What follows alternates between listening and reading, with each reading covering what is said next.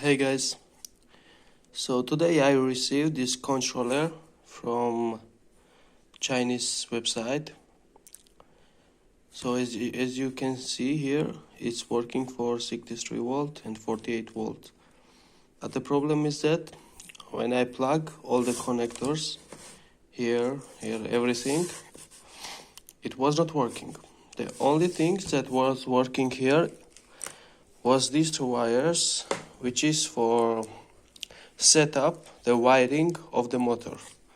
So does not matter how will you use these three wires which is going to the motor, does not matter of the colors and the stuff. When you will plug this in, it will spin. If it's spinning right, you will just unplug and it will work fine. If it's spinning the wrong side, you will unplug this, plug again, and it will start spinning on the right side. After that, you will unplug this, leave it unplugged, and it always stays on the right position. But problem is that when I'm starting this controller, the throttle is not working. So what I found out here was I disassembled.